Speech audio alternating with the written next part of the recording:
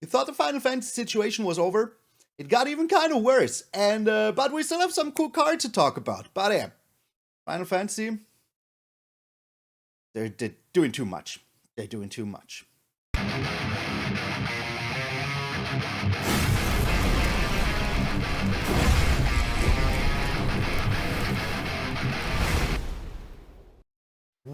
What up, brothers and sisters, and welcome to MTG Malone with me, MtgA Malone. Thank you all so very freaking much for tuning in. I hope you have the most wonderful freaking day. I mean, if the duck does it, I have to do it myself. Yeah, as I already said, the Final Fantasy situation kind of got even more crazy, which I did not think was possible.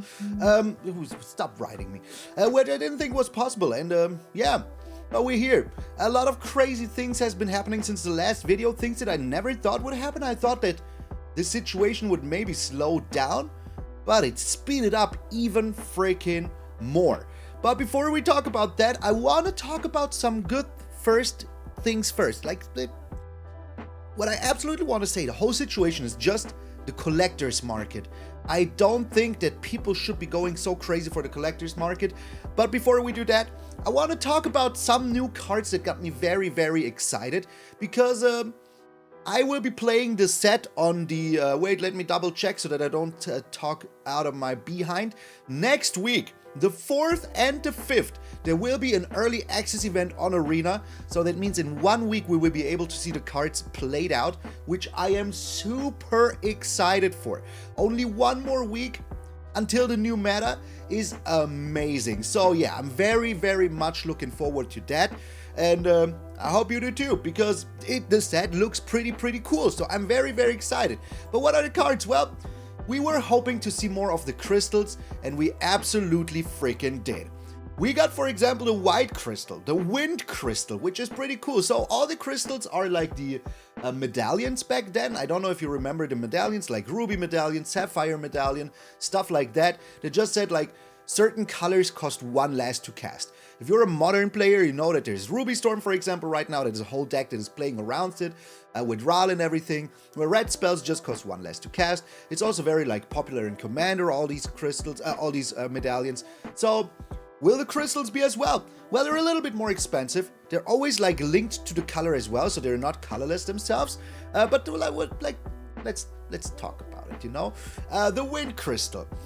White spells cost 1 less to cast. If you would gain life, you gain double that life instead. Well, it says twice, but you gain twice that life instead. So that is pretty good. That is pretty good. You know, if you're playing a life link deck, or life gain deck, whatever. Now you have also like the white ley line out. That like gives you even 2 more life, that then pumps up your squad. So I think life gain is actually going to be a big powerhouse again, thanks to the ley line and the crystal. And it also has the ability to give you creatures for 6 mana, flying, and life link until end of turn. So that is pretty much insane. But we also have the blue crystal that got revealed. The blue crystal also 4 mana. Blue spells cost 1 less to cast. If an opponent would mill a card, they mill that many plus 4 instead. Mill is going to be so crazily annoying. Again, it's amazing. It's absolutely amazing. After this, we have kind of this Folio of Fancies effect, where each opponent mills card equal to the number of cards in your hand. It will be 7 plus 4 in the maximum, which I don't even think will happen, because like, if you're on 6 mana in blue, either you already lost the game or you're winning anyway. So do you really have to like mill them for like 7 cards plus the 4, it's 11 cards? Just play Jace, mill him for 19, you know? That is also something. It's always like everything plus 4. But what is crazy about this? What is absolutely crazy about this is cards like the River Churn Monument. The River Churn freaking Monument, where for 1 singular mana, it was 1 mana, right? I have to double check here. Yes. Any number of target players each mill 2 cards. If you have the Monument plus the blue crystal out, the water crystal, you mill them for 6 for 1 mana. For 1 mana. And then if they have like 15 cards in the library and you use the other ability that for 4 mana you can mill them now for 15, it's going to be 19. So you like It's crazy. You mill them equal to the number of cards in a graveyard. If they have like 20 cards in there, now together with the blue crystal, it's going to be 24, which is insane. These 4 cards will make a huge freaking difference. A huge freaking difference. And now you might say, why are you showing like only these 2 crystals exactly? Well, there's a huge freaking difference. A huge freaking reason for it. And that reason is this one right here. Hope as Time. I am so excited about this card. I think Azorius Lifelink Mill is going to be crazy somehow. I don't know how to break it yet, but I will absolutely be doing it. It's a 2-mana 2/2 with Lifelink, Legendary Human Wizard. At the beginning of your end step, each opponent mills X cards, where X is the amount of life you gained this turn. So in your end step, you attacked in with this dude. Now they mill like 4 to 6 cards because you have other creatures as well. Maybe you also have Linden in, you know? And just having this threat, I mean, do you want to attack and mill? Do you want to do both? Well, if you can like find a situation where just like milling them will already be good, because it's always good to mill your opponent. You're always getting rid of cards that they will just not be able to play. Is there decks that you don't want to mill? Yes. Is this still pretty fancy? Yes. I don't think that, like, the thing is, I love both. I love life gain, lifelink, whatever you want to call it, and I love freaking mill, because I'm a degenerate. Cannot say this on, you know, family-friendly TV.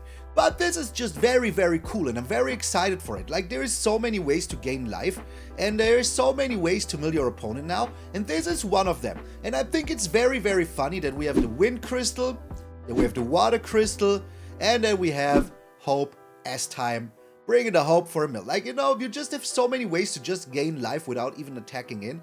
Just playing creatures, just play like, you know, Founding of the Third Path, draw a card, gain 7 life because of your 7 cards in hand. Now you mill them for another 7 with the Wind Crystal. You know, it's just very, very cool. And then you mill them +4 every single time if you have the Wind Crystal. And if you have the Water Crystal, I mean. And if you have the Wind Crystal, you gain twice the life. So, let's say you have like 6 cards in hand. You draw with the Founding of the Third Path. You draw 7 cards. You draw a card, have 7 cards in hand. You gain 14 life. Now you mill them for 18 if you also have the Water Crystal out. Is that a lot to ask? Yes, but it's kind of funny that you mill him for 18 just for drawing a card. And I am looking forward to it. If you're playing blue-white, you also have ways to protect your creature. And do you really want to attack in? No, you just want to make him miserable, gain as much life as you can, and then just mill him for as much as you can. Exactly my kind of play. We were also talking about lands last time. And we have a new card that I think is like... How do you say that without sounding like wrong? Because it's like what I'm about to say is like crazy. I think that this card is a result of alchemy in some sort of way, where there have been cards like this and they realized, wait, we can actually do this also in real paper Magic. It's not insane, but it's still crazy. And that is Starting Town. Starting Town says that it enters tapped unless it's your first, second, or third turn of the game, which is pretty cool. Because that means that you have like a fast land that also produces all the colors. Because as you can see, it can add 1 colorless, but for 1 life, you can add 1 mana of any color. We had lands like this before and they go for a lot of freaking money. Mana Confluence, I think it was that. Rain Time over. So yeah, I searched my brain, which is the internet, and I found out Mana Confluence is exactly the card I was talking about. It goes for like 60 bucks, so yeah. I'm happy that I drew one in a Chaos Draft back in the day. That was pretty good for me. Am I playing it any deck? No, it's still like lying around waiting to be used. It's right here. I know exactly where I'm looking at you right now. And that is a card that went very well. So I think this is one of the cards that will be super expensive actually in the long run. So yeah, that is something that I'm looking forward to get this in my hands, because Mana Confluence, as I said, was already very good card always. It doesn't have the drawback of being like your starting hand. You don't have to play it in the first 3 turns, but I think that's just fair. And as I said, in Alchemy we had cards like this where it said if you're not the starting player, it enters untapped. Stuff like this, you know. So I'm very excited that we have something like this. I think that's a step in the right direction because it's very easily trackable. And why shouldn't we have stuff like this, you know? As I said, I'm very, very excited about this starting town. It's very, very cool. Another thing that is very cool, and I think that is very important, is the question, how can wizards like transfer the feeling of Final Fantasy to the game, you know? And we already have a lot of cool stuff. We have the saga creatures. We have all of the characters that we want to, of course. Stuff like Sid being like 15 different versions, and you have like all of that. We talked about it, having different colored chocobos, you know? We saw stuff like that also in like, what's it called, in the final, in the Lord of the Rings set, where I was like, damn, this flavor is so good. They're doing a very, very good job. And one thing that every single RPG has, and that like Final Fantasy is no like exception, is side quests. Side quests are here, and I think that's very, very cool. I have seen 2 of them. If there is more, please let me know in the comments. But it's very cool stuff. Like play Blitzball. Like, that is just so cool. At the beginning of it, it's a 3-mana enchantment, red, that has 2 sides. And if you complete the side quest, you get something for it. Of course, right now, as I said, I've seen 2 of them. They're uncommon, so, and also common, I think. Now they're both uncommon. What do they do? At the beginning of combat on your turn, target creature you control gets +2/+0 until end of turn. So that is for a draft already okay. You know, if you have a trample creature, a death type creature, a flyer, that is all the kind of stuff that you want. For a standard, I think it's way too slow, but you know, sets also have to be like visited in draft and seen how the draft environment is. So yeah, this is absolutely a card for that. At the end of combat on your turn, if a player was dealt 6 or more combat damage, you transform this enchantment and attach it to a creature. And then you get the World Champion Celestial Weapon right here. If you have played Final Fantasy X, which I actually have, I thought this was pretty cool. I really much like this. So yeah, it's a double overdrive. Equipped creature gets +2/+0 and has double strike and equip 3. Pretty good. Once more, if you put this on a flyer, that's very nice. So you already like, you have a flyer. It's maybe a 4/3 or whatever. You attack in, now with the +2/+0 you deal 6 damage, you dealt 6 damage with something else. Now you attach this to your creature, you can attach this to your blocker that you left back, and that is very darn freaking cool. I just love the flavor of side questing. That is just something that I think is very freaking nice. The other side quest card was Hunt the Mark, and this one, I love the art. Because, you know, everybody knows the new kind of style of anime that came around like a few years ago with like Sword Art Online and all of that. It brought this even more to the attention of people, where people were like in these RPG worlds, and you always have this wall full of quests. That is just like a trope in there. And having this here is very nice, because it is just a side quest. Of course, we had this in the games as well, but this brought it to like a more wider audience, and I like that as well. So when this enters, you destroy up to 1 target creature. It's an enchantment for 5 mana that then has an upside. So if you would say just the thing itself, just deal 5, destroy a creature for 5 mana and sorcery speed, not that good. But you get more out of it, so it's pretty darn freaking nice. So how do you flip this thing?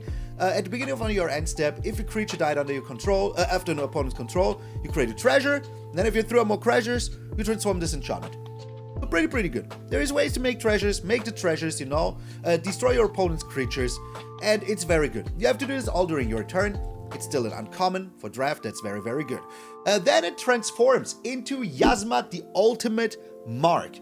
You sacrifice another creature or artifact, it gains indestructible until end of turn, and you tap it for 2 mana.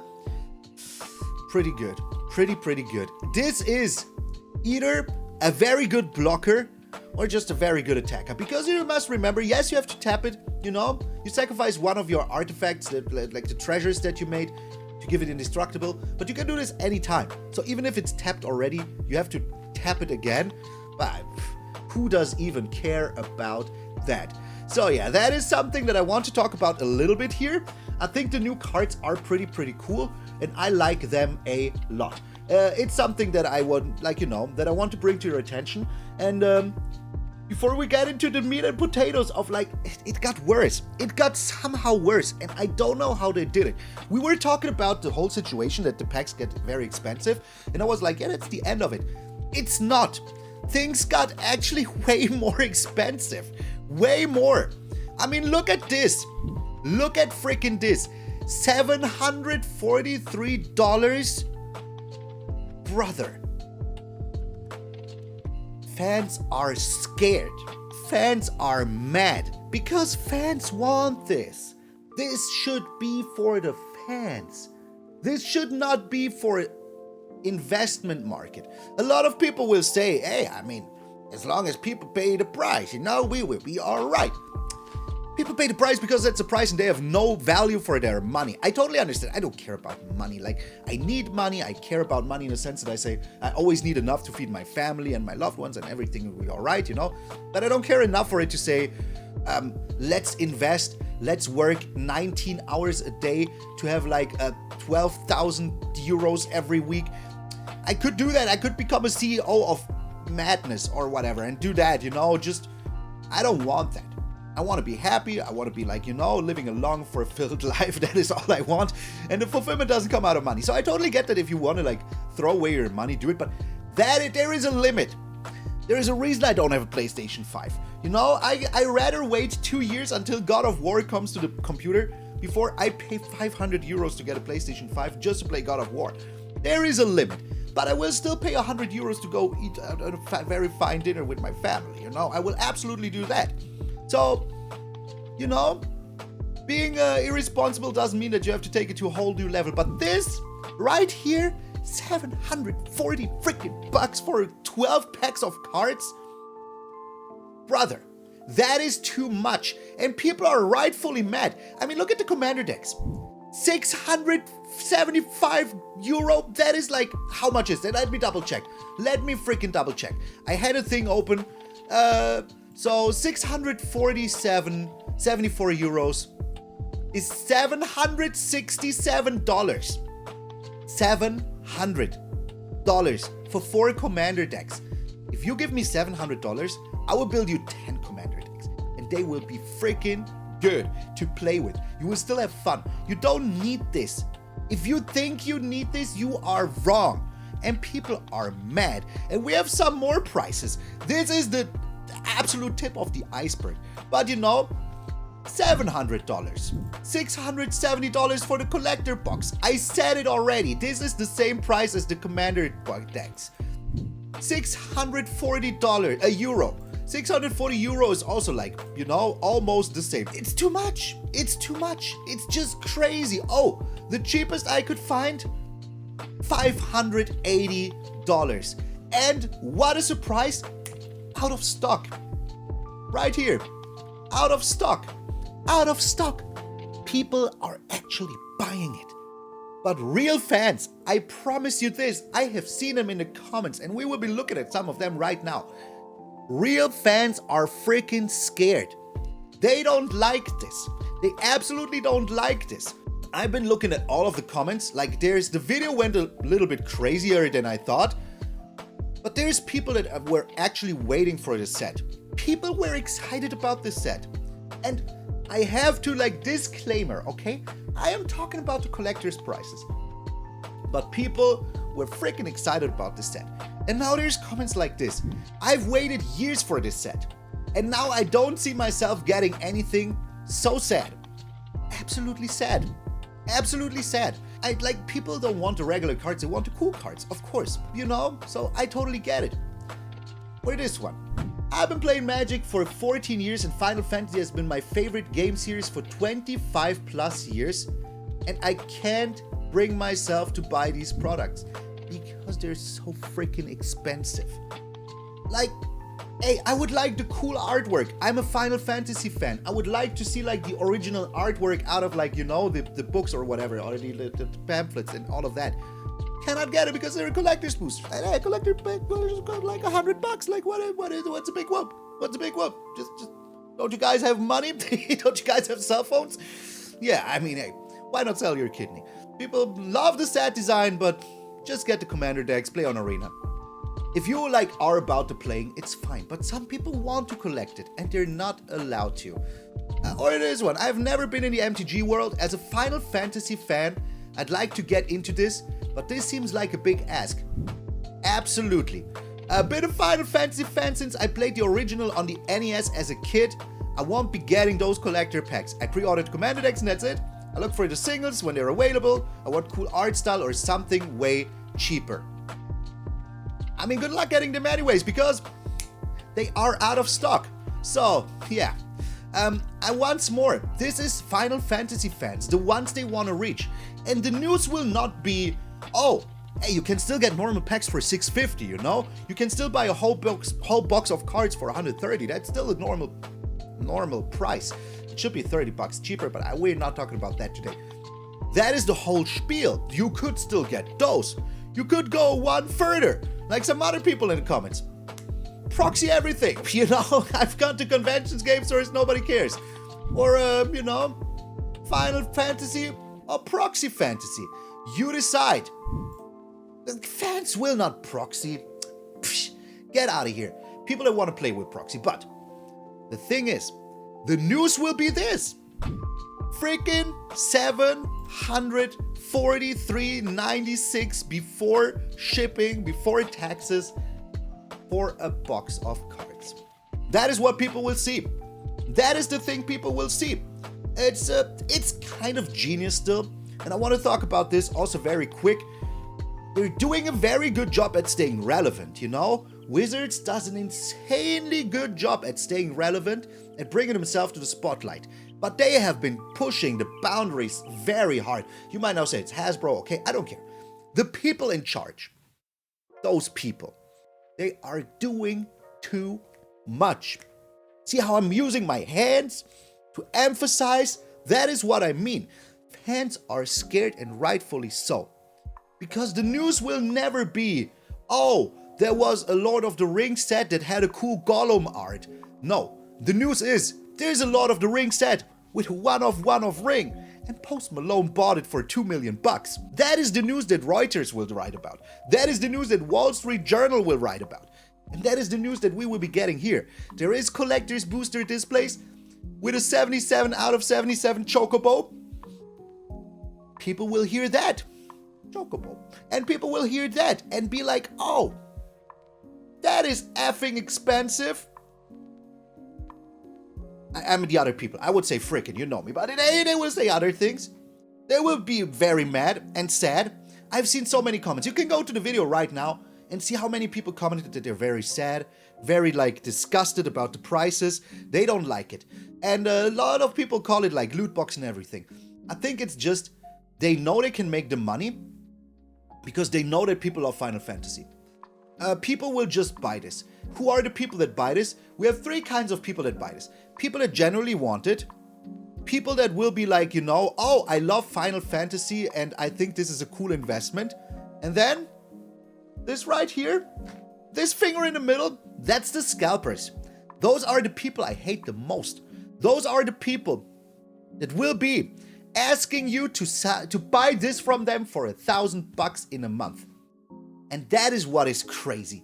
$750. We saw the 700 price. I was like, is this a real price? Is this really? It is. It is. And the crazy part is how freaking sold out this whole shebang is. That is what is insane. It's sold out in so many places. Why? Because somebody took $10,000 and said, you know, let's buy 15 packs of this. And then we sell them for $20,000. And they made their money back. And those people, I'm turning into a Thwomp here from Super Mario. Those people are the worst. And I wish them like a sore throat forever without any water that will linder their pain. That is what I'm hoping for you, my friend. Exactly that. And that is what is not cool about the whole situation. If you go now to the standpoint where you say, hey, you can still play the game, you can still, you know, do all of that. You're right. You're absolutely right. You can still play the game. You can still buy the normal packs. But you know, sometimes people want the cool things. And why should the cool things like be so insanely expensive? Like seriously, what has this come to? What will happen to the Spider-Man set? What fandom is bigger, Marvel or Final Fantasy? We will find out. You know, they push their boundaries. Pleasant Kenobi was talking about that also when he said like this new commander deck. We had commander decks like in Secret Lair for $100. The last one was $200. The last commander deck, like everyone's invited or whatever it was called, nobody was invited. Tickets were $200 to that party. Was it worth it? I don't hear anybody talking about that commander deck like, oh my god, I bought it and it was the best thing ever. No. Wizards knows there is FOMO. They created a card themselves. It's one of the best cards in Standard right now. FOMO. The fear of missing out. If you have that fear, please, fear no longer. You don't miss out on anything. Trust me. As a person that has bought a lot of product in the last few years, you know, I've bought a lot. I have still cards that I need to put away, you know, right here. I even spent like a lot of money on a proxy for a card that looks exactly like me. Worth it. Worth it. Would I do it again? Yes. Yes, anytime. But there's a limit.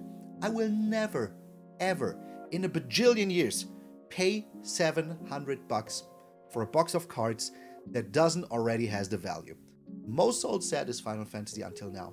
Never has been a set sold more in pre-release than this, in preview season than Final Fantasy. And I can guarantee you that 40% of those purchases at least are people that don't even play the game. They just think it's cool. They love Final Fantasy, but this, too much. Too much. It's a lottery ticket, not worth buying. So, yeah, we thought it got crazy, but it got even crazier. And that they scare the fans like this, and that they will drive people away from the game before they even played one single mountain. I don't like that. I am very sad about this. I hope that Final Fantasy would refresh the game a lot, and we will see maybe it still works. Maybe people don't care. Maybe people are just like, oh, it's inflation. It's fine. It's fine. I don't think so. So, yeah. That's it. See ya. That's what Voice Critical always does or something like that. I just want to talk about the situation, so yeah. See ya. So yeah, if you like this kind of video, let me know down below in the comments. There will be a Maloney Monday video every Monday now. We will see. Podcast is still in the work. I'm gonna talk. I have to do some stuff to make that realize. A lot of cool things are happening. So yeah, if you like this kind of video, let me know down below in the comments. I would appreciate it very freaking much. And of course, subscribe to the channel. Let me know your thoughts. I'm very, very interested. As you know, I read the comments, I react to them. I couldn't heart every single one. There was a lot of them, but for the rest, very cool. So thank you guys so very freaking much. And remember, my friends, and if you're waking up tomorrow morning and see the beautiful, beautiful face of yours in the mirror, that all of you are pretty freaking sweet. I'm MtgA Malone, and I will see you all tomorrow.